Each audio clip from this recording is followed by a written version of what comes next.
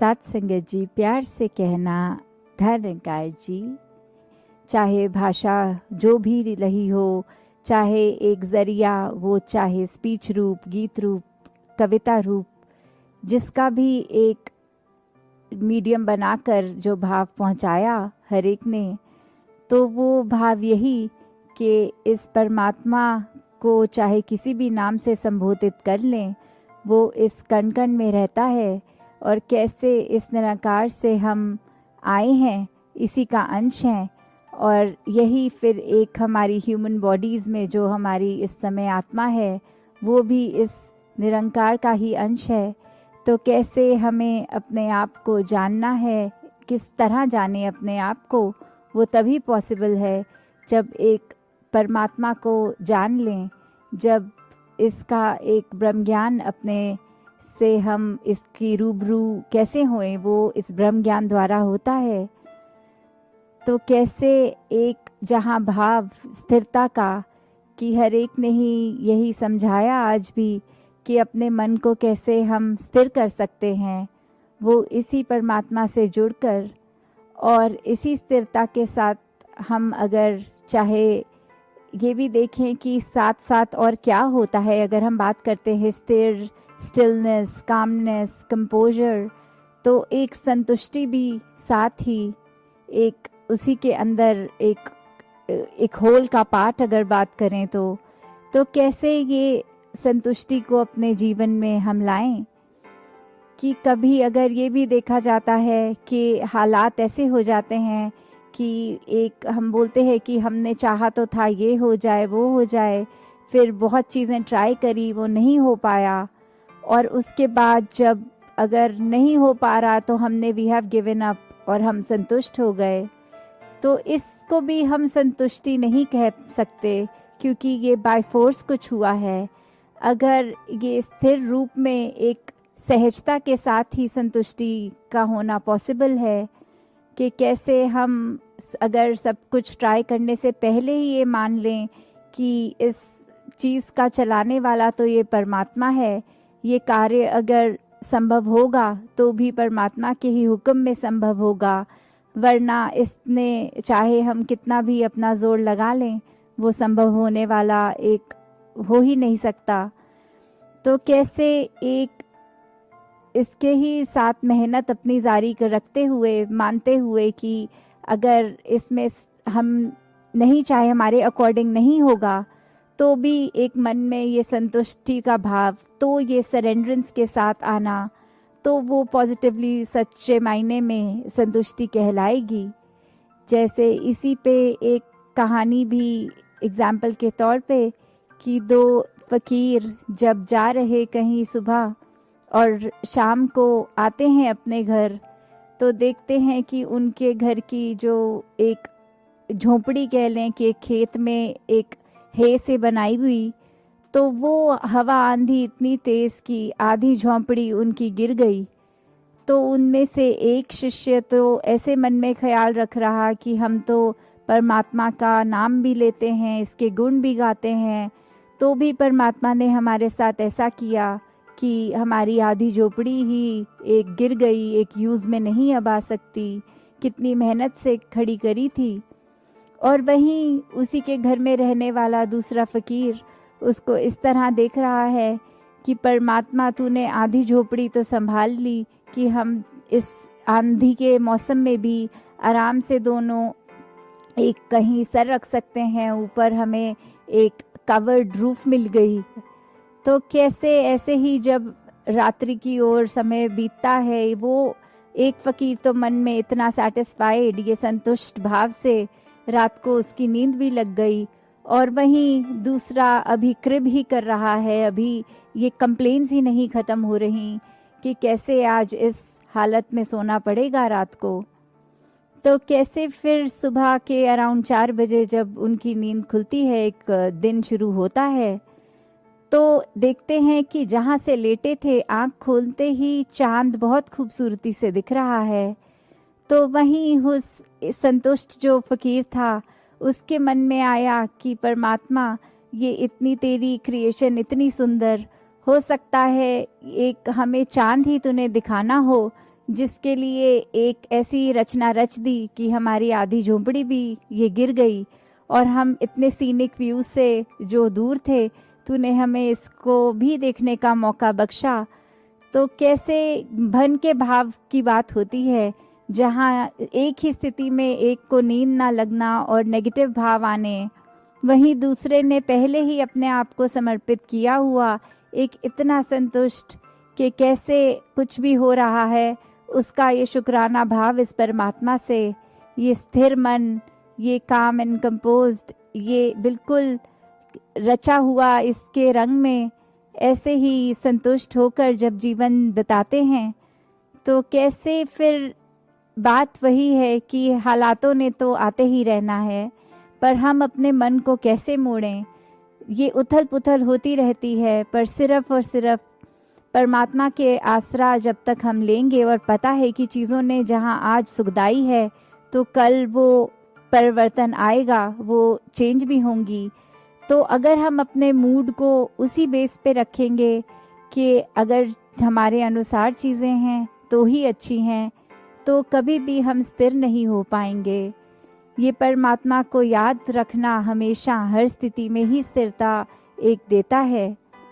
वहीं हम अगर ये भी देखें कि बात होती है जब परमात्मा की, तो क्या कहा जाता है, काफ़ी मानते हैं ऐसा कि परमात्मा देखा नहीं जा सकता, पर ऐसा नहीं है। परमात्मा को देख सकते हैं, और ये आज की बात नहीं, युगों युगों से भी। क्यों एक मीराबाई गा के बोलती है कि मैंने राम रतन धन पायो, तो ये पायो की बात कि ये मिला है, ये परमात्मा मिलता है। और वैसे ही अभंग रचना में ज्ञानेश्वर जी ने भी हरि पाहिला रे जो बोला कि इसको देखा जा सकता है, इसको पाया जा सकता है, इसको जाना जा सकता है। तो उसी परमात्मा को अगर हम ऐसे देखें कि ये उसी परमात्मा नहीं, ये इसी परमात्मा है, जहाँ ये हमारी आंखों के रूबरू है, सामने है, बिल्कुल देखा जाया जा सकता है और पाया जा सकता है। एक इस हरि को जब तक हम कैसे मान लें कि वो एग्जिस्ट करता है, तो उसको रूबरू देखकर, फिर उसका बन के, उसका हर एक में उसको देखकर, फिर एक हरि को जो पा लिया, तो फिर वो ऐसा धन है जो राम रतन धन है कि इतना जो कभी घटेगा नहीं ऐसा धन। हमेशा हम हर पल में इसका प्रयोग करेंगे, इसको याद रखेंगे, तो जीवन ने सफल होना ही है। और जहाँ ये डे टू डे ये इंद्रियों की भी हमारी बात आती है कि 5 सेंसेस कैसे हमारे हर मिनट अपने आप को परसीव करने के लिए कुछ भी आसपास हो, तो इसी के योगदान से हम एक स्थिति को महसूस उस तरह कर सकते हैं। तो उस पे भी एक बात कि कैसे एक मक्खी का अगर हम देखें, तो मक्खी एक हमेशा व्याकुल सी ही दिखती है, कभी एक तरफ बैठती है, फिर उड़ के आके एक अपना राग गा के दूसरे पे चीज़ पे बैठ गई। और वहीं अगर एक हाथी को देखा जाए, तो उसको भी एक मस्त हाथी भी बोला जाता है कि अपने काम में जो कर रहा है वैसा ही कर रहा है। तो उसी पे एक कहानी ऐसी कि एक हाथी अपने आराम से पत्ते खा रहा है, पेड़ से केले निकाल के खा रहा है। वहीं एक मक्खी भिन भिन आती हुई उसके पास जब आई, तो उसने आराम से कान हिला के वो मक्खी को उड़ा भी दिया, और अपने खाना जैसा खा रहा था वो खाता चला गया। जब ऐसा बार बार हुआ, तो वो हाथी ने देखा कि ये मक्खी इतनी बेचैन क्यों हो रही है, तो उससे पूछा कि ऐसा आपको क्या हो रहा है जो आप आराम से स्थिर नहीं हो पा रहे हैं। तो वही मक्खी कहती है कि मेरे को कुछ भी चीज़ दिख जाती है, कुछ सूंघ लेती हूँ, कुछ ऐसा कुछ भी विजन के आगे मेरे आता है, तो मेरा ये जो सारी इंद्रियां हैं ये मेरी अटेंशन एक काम पे नहीं रहने देती। मैं सूंघ कर कुछ कहीं पहुंच जाती हूँ, कुछ नया देख के वहाँ उड़ाती हूँ, तो मैं अपनी इंद्रियों के काबू में हूँ। तो फिर हाथी यही बात उस मक्खी को समझाते हुए कि इंद्रियां तो मेरे पास भी हैं, पर मैं इंद्रियों के काबू में नहीं हूँ, मैं इंद्रियों को काबू कर लेता हूँ। मैं अपने खाने में इस समय इतना व्यस्त कि मेरे को और कुछ भी दिक्कत हो रही है तो कुछ पता नहीं लग रहा, सिर्फ टोटली फोकस्ड। एक खाने पे हूँ, तो उसी तरह एक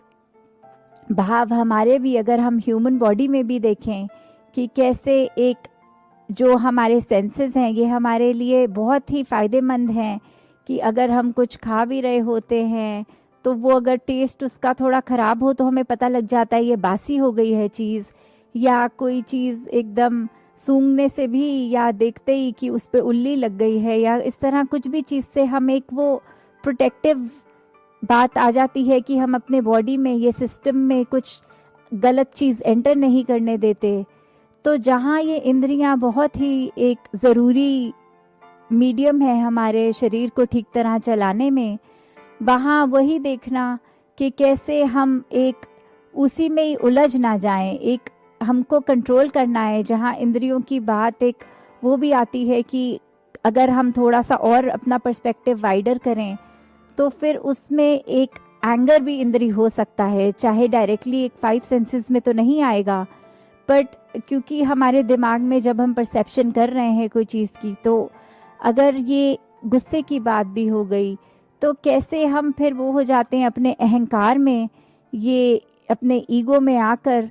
अगर ये गुस्सा आ रहा है या कोई भी नेगेटिव चीज़ आ रही है तो हम फिर उसी के हो जाते हैं, और फिर एक बार ये इंद्रियां हमारे को ही चलाती हैं, हम इंद्रियों को नहीं चला सकते। तो यही भाव के एक स्थिरता मन में आनी, एक स्थिरता दिमाग में आनी, ये फिर वही कनेक्शन इस परमात्मा का अगर है तो कैसे भी हालात से हम एक सहज भाव, एक सहज रूप में अपना जीवन जीते चले जाएंगे, और उसी तरह फिर इसी के रंग में रंग कर हम एक अपने जीवन को जहाँ सुखमय कर लेंगे कि एक हर स्थिति में परमात्मा का ही करता है, हम करता कुछ नहीं है, वो मान लेंगे, तो बहुत ही एक आराम से एक ये जीवन का हम यापन कर सकेंगे। तो दातार कृपा करे कि एक परमात्मा को ही आधार मानते हुए जहाँ सेवा, सत्संग, सुमिरन ये करते चले जाएं, उससे फ़ायदा सिर्फ हमारा ही है, क्योंकि जब सेवा करेंगे तो भी वो मन से चीज़ शुरू हुई कि हमने एक अपने आप से निकलना है, एक हम किसी के लिए कुछ करने के लिए वो सेवा भाव रखें, और सुमिरन सिर्फ अपने इंटरनल एक अपने आप को बैलेंस रखने के लिए कि ये परमात्मा याद रहे, तो वो सिमरन का एक योगदान उस तरह। और जहाँ सत्संग की बात है तो वो एक सत्संग जब हम जाते हैं तो ये लाइक माइंडेडनेस जो बात आती है कि सभी पॉजिटिव होंगे और सभी इसी परमात्मा की बात करेंगे, और उनकी ज़िंदगी से भी हम देख सकते हैं, शिक्षा ले सकते हैं, तो कैसे हमारा खुद का विश्वास और पक्का होता जाता है। तो एक दूसरे से ही सीखकर इस परमात्मा को याद रखकर अपने जीवन को हर एक आगे से आगे बढ़ाता जाए। तो यही एक अरदास परमात्मा से कि भक्ति हर एक के जीवन में आए, हर कोई एक भक्ति के मार्ग पर ही चलता रहे, और कैसे अपने आप से उठ के पूरी ह्यूमैनिटी के लिए ही एक अपने आप को वरदान रूप रखे, हर एक के लिए अपने आप को बिल्कुल अर्पण उस तरह करें कि अहंकार ना हो, ये बिल्कुल मन एक समर्पित भाव रूप से अपने आप को अर्पित रखकर मन को ही हर एक के लिए अपने आप हमेशा 24/7 ये एक योगदान रूप हो सके। तो हर एक के लिए जहाँ यही कामना कि परमात्मा तो हमेशा ये आशीर्वाद रूप दे ही रहा है, अब हम अपनी झोली में ये आशीर्वाद को किस तरह लें वो हम पे है कि मिलना तो हर कुछ अच्छा ही है, पर जब मिल जाता है तो हम उसको पॉजिटिवली ही लें। तो वही सच्चा आशीर्वाद है कि कैसे ये ब्रह्म ज्ञान तो सभी को एक जैसा मिला है, फिर उसमें से ही हमने अगर एक हमारा मन हमें दूसरी डायरेक्शन में लेके जा रहा है तो हमने ही एनालाइज करना है कि ये ब्रह्म ज्ञान टिका है कि नहीं टिका। तो ये जैसे परमात्मा ने सभी को सब बराबर मन में एक सेटिस्फैक्शन, एक स्थिरता, एक संतुष्टि का भाव बख्शा है,